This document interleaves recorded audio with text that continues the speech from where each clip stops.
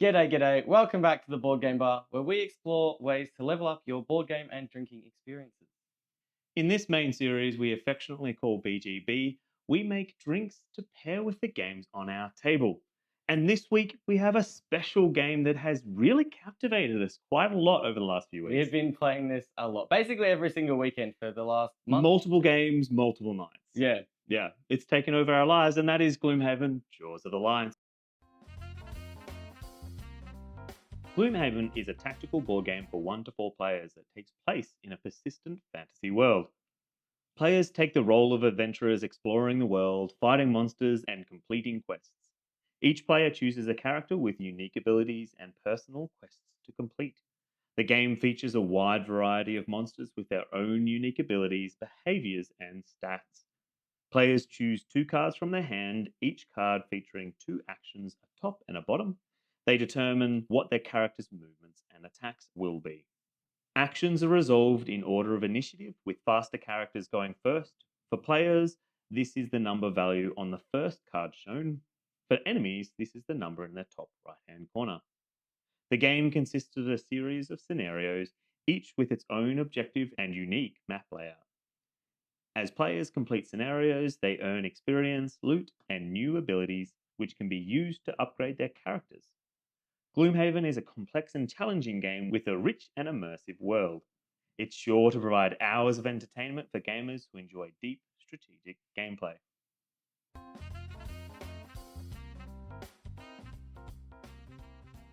Today we are starting off with the alcoholic drink for this game called Peaches and Cream, for when you open up one of those little dungeon doors and suddenly see a whole bunch of bandit archers ready to shoot you in the face.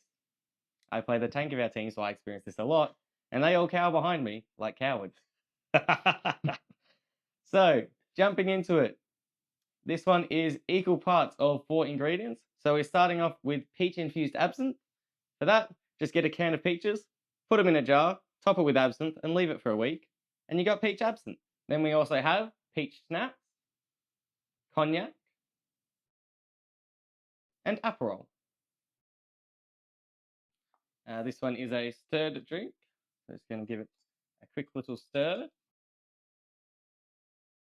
We're going to pour this into our coupe glass. Like a classy lady.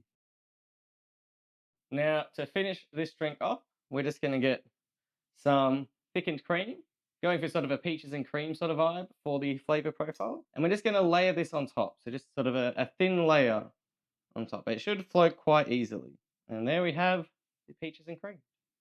And for our second drink, our non-alcoholic version, we're doing a twist on a milk tea type drink called Not Always Rosey.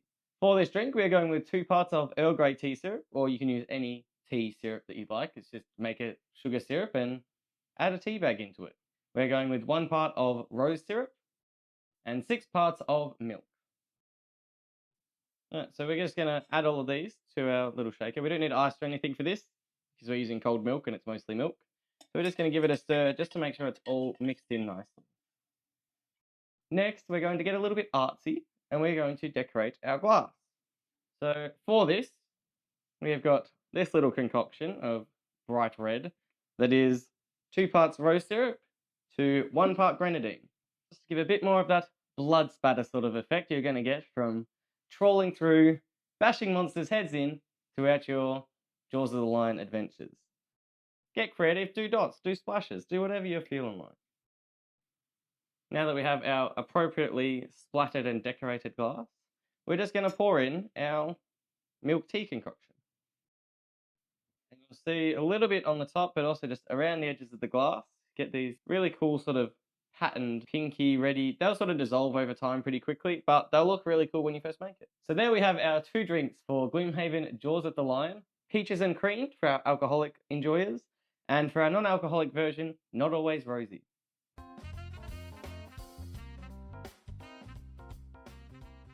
So grab your drink and let's actually explore Gloomhaven Jaws of the Lion. Dan, what are your thoughts on this game? I think you know that I very much like this game. Mhm. I enjoy it a lot. I very much like this drink, by the way, too. Yeah, it turned out very well. Yeah. This one also actually came up Mhm. delicious.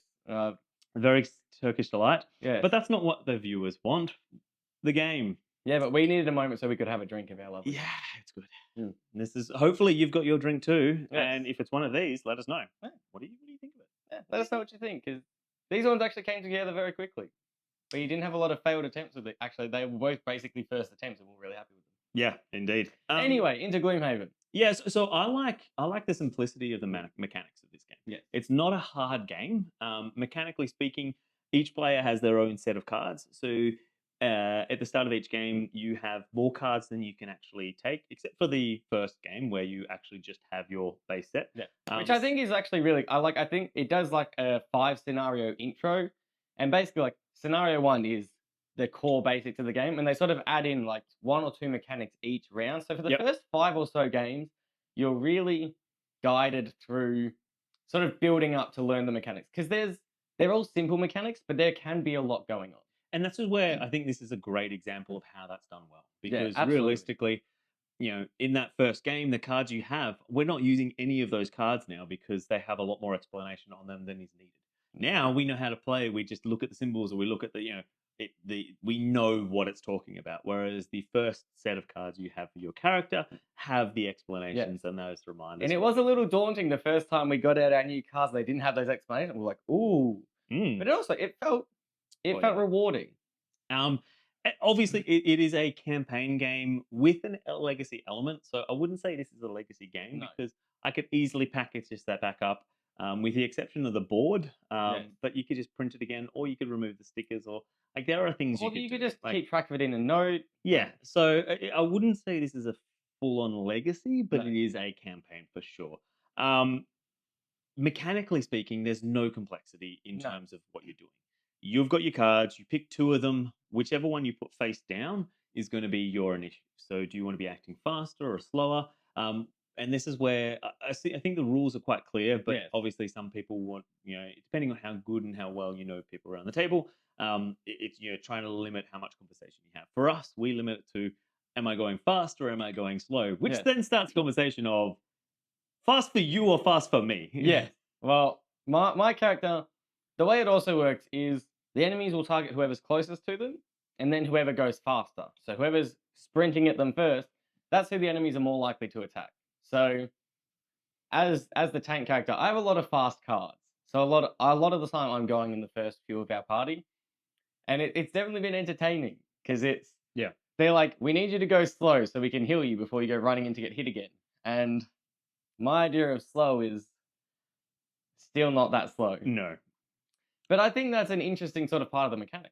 Yeah, absolutely. That is a very unique to you, like to your character, and that gives that ability of. And it does also feel like the more we play, the more we get to know what each other's sort of speeds are and cards are. So if someone says, I need you to go slow, and it's coming from Daniel, then I know it's like, okay, I sort of have a rough idea of where this is. If it's coming from Holly, who's playing our sort of support class, she usually goes quite slow. I sort of know, okay, I really need to dial it back a bit. Yeah. But I think the not talking to each other part is a good mechanic, and I think that's probably the most flexible it is. It is, yeah, because ultimately within a campaign like this, you've got a lot more leeway in terms of okay, let's make a group consensus on that. But I think that some of those it's going to be dependent on your group. I think this is definitely a rule that we really lean into because I think of the game we played just the other night, and we completely mucked it up. Yes. And it meant that not only like you did some actions, but then my turn went better than expected, and then none of them had anything left to do. Yeah, we all were sitting there going, well, this is a wasted turn. And I ended up like beefing up my character when I didn't want to. Like it wasn't actually advantageous for us to do it, but otherwise I would have had a completely wasted turn. Yeah. So it's that whole kind of. And I think we float with that line a little bit. I think there's definitely times where we probably go into more detail than some players would. I think some players would be like strict, like when you're picking your cards, silent. Like you could go to that extreme if you want that sort of realism to it. Well, no, see, that's where if we're in a battle, the realism to me is going to be going in, and it's like you've got that kind of intensity, and you're going to have that time to do. If you're thinking about a fight, you're going to have a little bit of time to do that kind of stuff. Yeah, but you're not going to have. I sneeze. I don't want to be mid sentence when you're saying something good. No, it's gone. Okay, carry on. No, it's got. You're going to have that that intensity from the realism to the game, which I actually think plays well. Now, Yeah. if you're playing completely silent, you're then going to also have probably another level. But is that actually to real life? Yeah. No, because when you're battling something, you're going to be having those quips of, boom, I hit them. Ha ha ha ha. Oh, what are you doing? Like it's that whole kind of distraction, which actually plays into it. Yeah, I think finding that sort of middle ground for that is definitely important. Yeah. And that's one of the fun things for us. And from a teaching perspective, I think this is a game where you could actually teach it to new people as well. Like mechanically, it's actually very straightforward and simple. Yeah. Yes, there's some mechanics in there from the cards. Oh yeah, you have to read the card. Oh, you have to decipher what that might mean or how those strategy or combos work. But that's not like a lot of games I wouldn't teach because the complexity of the mechanics prohibited it. So this is not one of those games. No, I think it can be quite complex strategically. Like you could definitely go for sure. Like I've gotten pretty because I go fast. I can be pretty predictable that I'm going to go before a lot of other things move. So I've got a pretty set first sort of few rounds where it's like these two cards go together and that lines these. Yeah. If you're a slower card, you got to be a bit more flexible, and I think that's sort of like the strategy of knowing like, and you use the top action of one, the bottom action of the other. So if you ever have one where you can use the inverses, then that's really powerful, and you can get strategic like that. And I think that like for my character especially, I have that. I'm the demolitionist, so like there's definitely that element to, okay, yes, I need to be able to do, this is what I want to be able to do, but I can also swap and do the other. And it's not something you decide when you put the cards down. The only thing you decide when you put the card down is obviously the two cards you're playing and the order you're playing them, so the initiative. But when you actually comes to your turn, you can actually swap. You can change. I was going to do the top and bottom of this, but now I'm actually going to do the bottom and top instead. So there's that flexibility, which I think is quite unique because a lot of other games, it's like, no, you have to set. You're locked into what you're doing. You're locked in, So this adds that, okay, yes, you're locked into the cards you have, but you have that little bit You have more a bit of choice. Yeah. So, Dan, would you play this again? Absolutely. We're playing it in about 5 minutes when we finish recording this. Indeed. Like these drinks, we tried to get through this fast for you, but we're going to be absolutely drinking these drinks while we play this game because we love it so much. I would absolutely play it again. I do just have one last thing I want to say on this. We're playing Jaws of the Lion, which is we haven't played. Well, I haven't played Gloomhaven. I don't think you have. No, I haven't played. From what I've researched on it, it's made a lot of quality of life improvements. Yes. It also only has 4 classes. The original Gloomhaven had 6, so you could sort of have a bit more flexibility. Yep. I think this is a great introduction to this game, especially if you're going to pick up Frosthaven, which has recently come out, because we've got a very balanced party composition. Correct, yeah. And having read about some other people playing it, I've read people where they've got no tank and they walk into a room and suddenly they're all nearly dead because they don't have any way to take hit points. So I think that's another thing that this particular thing has done well, and I'm glad we've done this. Yeah, and I think that's probably definitely the avenue for people to go is definitely Jaws of the Lion. Then you could go into Gloomhaven if you want. You have to be willing and accepting that it was actually the earlier game, so it is not as polished and refined. And then you've got the Frosthaven as well, which is the newer, which is got all the polish and refinement of Jaws of the Lion, but all of the expansive craziness of Gloomhaven, plus all of the new stuff as well. So I'm really excited for all the new characters because I think that party composition makes a big impact on what your characters can do. Absolutely. Like our characters work well off each other with the elements. Yes. So he can make fire and I can use it. I can make fire and he can use it. So we can sort of buff each other up that way. Yeah, absolutely. I just want to touch on that before we... And that's an important one because that kind of comes into the second part of our rating is would you recommend it to friends?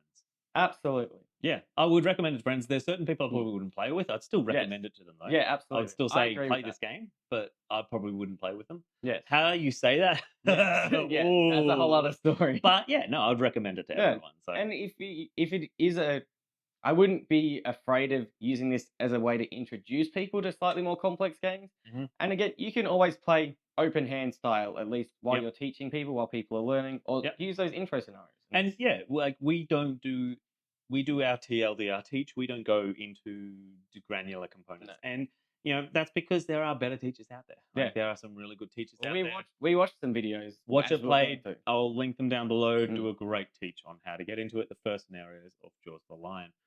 So, Dan, would you buy this game? I wouldn't if you had it. Yeah. But you would buy it? Absolutely. Absolutely. Yeah, this is definitely one of those games I would absolutely buy. Yes. if a friend had it, if they're playing it, then I would buy it. then I'd buy it. So it is. Mm. I think it does get that top tier because if Yes. they're playing it, Mm. but if they're finished playing it and I Yeah. have access and I can borrow it for Yeah. a couple of months, then Mm. yeah, I would. Yeah, I would, but also here's if a different friend had it. See, we do a lot of our campaign games with us, Kate, and Holly. That we've got our 4, so we Yeah. do a lot of our legacies. If someone else had it, then I didn't buy it. If you had it, I wouldn't buy it because I Yeah, know that yeah, yeah. you're probably who I'm going to be playing it with. Correct. Yeah, and I think that's we were actually reflecting, and if we look at a legacy game, and this is where it's not a legacy game. Yes. It is. I could easily, once we're finished playing this, repackage it and playing it Yeah. with David and Chuck and Yeah. the like. And you can And play it'll be a different different characters. experience, and and it'll be. different. In fact, I'm looking forward to doing just that. Yes, absolutely. But something like Pandemic Season 1 or 2 or 0, you can't play that again. Like No. you can play in theory. You can basically play play like a standard game of Pandemic on your legacy board. But Same as Betrayal. yeah, but it's not the same. So No. but in saying that, we did review that, and both Kate and I agreed that spoiler alerts, we'd probably buy it again to play it again. Yeah, Like, absolutely. it's at that random. I wouldn't say random. It's at that level of engagement, and I think Gloomhaven has that. The difference is you don't, or Jaws of the Lion has that. You don't need to rebuy Jaws of the Lion to do that. No, which you is don't. that unique component. So you could have 3 or 4 campaigns going at the same time with different friend groups if you really wanted to. If might you get really wanted to organize the cards, that would be a lot. Yes. But you could do it. You could do it. You could do it. I wouldn't recommend it. No.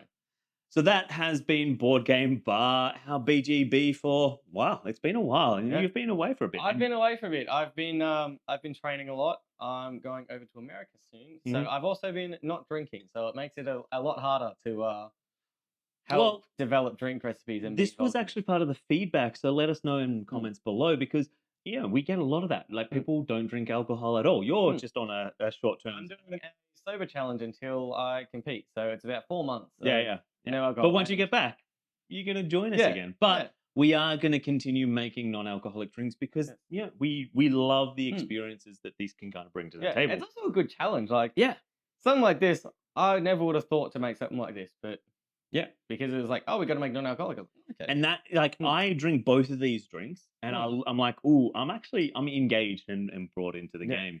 So let us know in the comments below what drinks you or what experiences you create around the table for your experiences of Jaws of the Lion. Also, let us know what games you'd like us to cover because, hey, we've got a lot of games and we've got more coming. But if there's anything we've missed or anything that you think we should cover, we want to know about it. So comment below. We always want more games to play. I mean, not at the moment, because at the moment we're just playing Jaws of the Lion. That's another reason why I haven't been in as many videos is because we've just been playing that. Yeah, well, we had to finish off season 0. Yeah, but it's been a lot of just. You guys have been playing a lot of other games and your other games night. Yeah. I can't be here. Well, because you're a busy man with training. But also, we are a young, growing channel, so the subscribe does actually help us a lot. So please subscribe below. Also, let your friends know. Like, obviously, hopefully, we're doing a good job entertaining you. If you're still here watching that, then I would say we have because you're still here. So let your friends know. Let your friend groups know.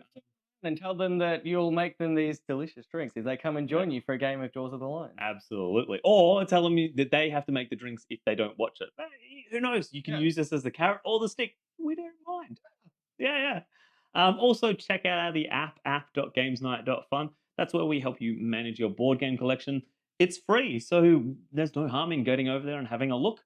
And really, that's our BGBG for this week. So that's it. Thanks for joining us. Make sure you drink responsibly and game lively. Thanks. See ya.